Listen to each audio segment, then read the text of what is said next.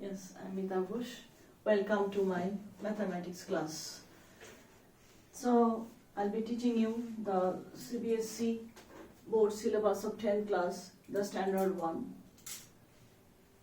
So, the plan of my teaching is that first I'll be finishing the syllabus, then there will be revision, and also after each end of each chapter there will be doubt clearing class also. Now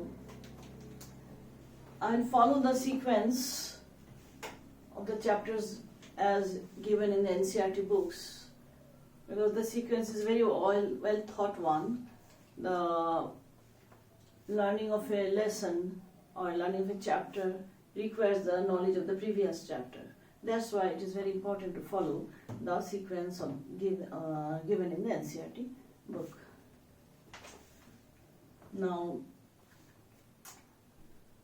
so the first chapter that I will teach will be the real number, the first chapter of the NCERT book, the real numbers. The real numbers is familiar to you as you have come across in 9th class also. The numbers which are possible in reality are real numbers, because you know there is no such number whose square is negative.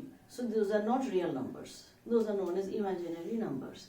But we will be dealing with real numbers only. And in 9th class you have come across real numbers are comprised of rational and irrational. These you know. Rational numbers are numbers whose decimal expansion is either terminating or non-terminating but repeating, whereas irrational numbers decimal expansion is non-terminating and non-repeating. So these are the two basic broad categories of real numbers. Now among the rational number there are integers, positive integers, negative integers, fractions, and all these things are there, you know. So here in the 10th class we'll learn two most important theorems on positive integers. Okay, two theorems on positive integers. Theorems on positive integers. These theorems will help us in studying the nature of the positive integers and proving some properties of positive integers. Now the first one that we will be discussing today is Euclid's. First one we will be discussing is Euclid's division lemma. Lemma means some statement which doesn't require any proof. Okay. So what is this Euclid's division lemma? That is very common familiar thing to you. In primary classes you have done division of two integers like this, you see. Say I am dividing say 15 by 2. So 7 to the 14, and then there is a remainder. So you see this process, what is this process? See this dividend, suppose this is a number and this divisor is another number. So this, how can I get this dividend? You see this 15 is equal to 2 into this divisor into quotient plus this remainder. That all of you know, you have come across in primary classes, all of you know. That is basically the dividend and the divisor. Dividend and the divisor, this you see, the dividend and the divisor. Two positive integers, they are related by this expression. This is a unique expression actually. So what is that? The dividend is equal to divisor into some unique positive integer plus an unique integer. That is, this statement is nothing but the Euclid's division lemma. So it has to be like this, a very unique one. So we can write, if I take this dividend to be A and the divisor to be B, then A and B are related how? B into this quotient is Q plus this one is your remainder. So this is nothing a division process. Two integers, positive integers a and b, can be related by this linear expression where q and r two unique integers. So this statement is nothing but Euclid's division lemma, but there is a condition associated with it. What is the condition? That about the remainder, that the remainder integer has to be less than the divisor integer, and the remainder integer can be more than or equal to 0. This is the very important condition associated with the lemma. You must remember this condition along with this lemma. This is very important. And so this you understand, this is, it doesn't require any proof. So it is lemma. Now this knowledge, that is two integers can be expressed in this way along with the condition, is nothing but lemma. And application of this, why I am learning all these things, because it has applications in proving some properties of positive integers. There it will be useful. So I am showing you the application. So let us go to the NCERT exercise, first exercise 1.1, question number 2. Question number 2, 4 and 5 are the applications of this lemma. Now there are more other applications. I am showing this application where you have to use this lemma for proving some properties of positive integer. Okay? And there's another application where we can find the HCF of any two positive integer. That I'll explain later on. Let us come to the first application, this one. Okay, so the second question. So this is your Euclid division lemma. So you see, in the question number 2 of NCERT, what you have to show that any positive odd integer is of the form 6q plus 1, 6q plus 1, or 6q plus 3, or 6q plus 5. So you have to, this is a property. You have to now prove this property. Any odd positive integer will be either of this form, or this form. So how can we prove this? So we can prove this with the help of this lemma, Euclid's division lemma. Let's see how we can do. So first assume that it is question number 2 of exercise 1.1 of NCERT. Right? So let A be any positive odd integer. Okay? So I have to show that this A can be either of this form, or this form. That is the question. So let A be any positive odd integer, and also let B is equal to, what we should take, you look at this lemma, coefficient of Q should be B, so it should be 6. I should take 6, from that I get the idea. So why should I take 6?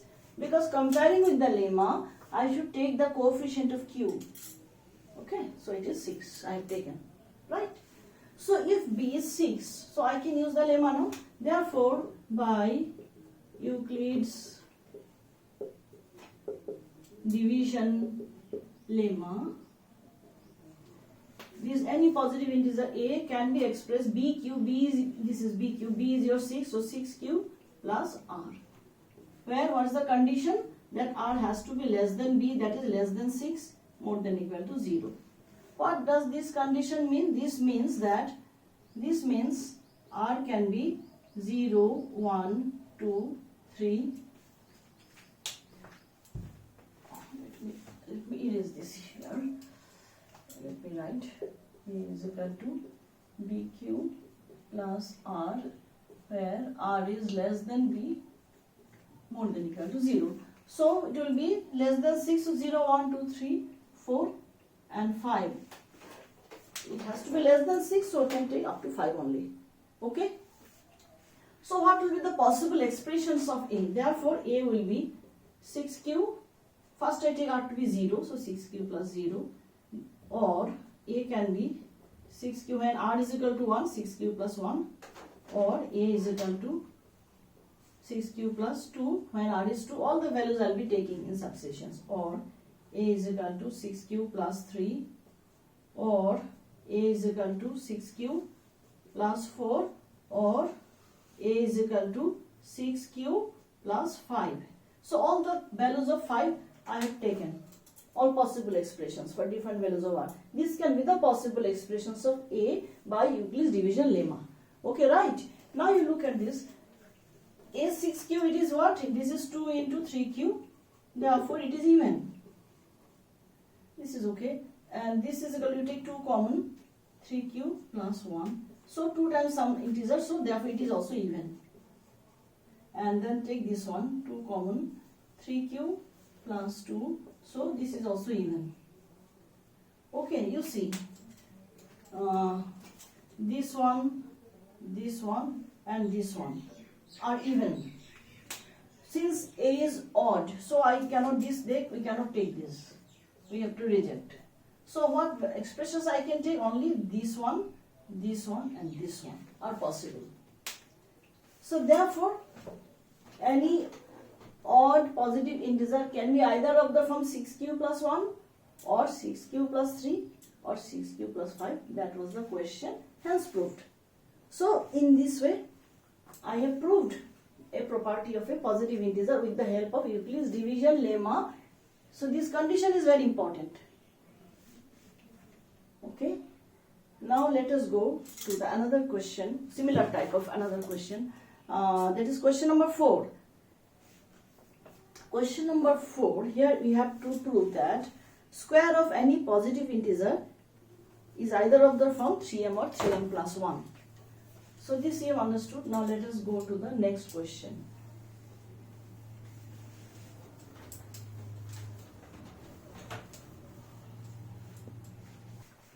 Okay, so next question, question number 4 of exercise 1.1 of NCERT.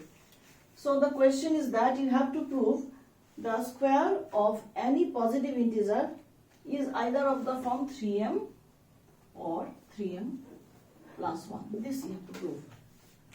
So again we consider, let a be any positive integer.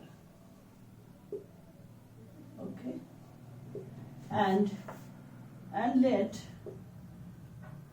let b, what should I take b? You tell me, looking at this 3m and 3m plus 1. So coefficient of m is 3 compared with the lemma. So b should be 3. You have to understand. So I take b to be 3. So therefore, by Euclid's division lemma,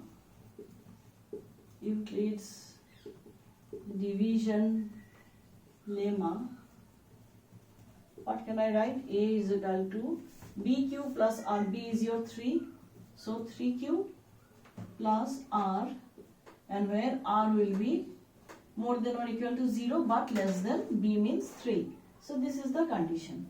So therefore r will be 0, 1 or 2. These 3 values r can take. So therefore a will be, by the lemma क्या लिखेंगे, 3q plus r, so it is 3q plus 0, or a is equal to 3q plus 1, or a is equal to 3q plus 2. So like the previous one only, we have changed the values of r only from 0, 1, 2, so here 0, 1, bq plus r. Okay, this is okay. These are the possible expressions of any positive integer. Now what I have to prove? I have to prove the square of any positive integer should be of these two forms.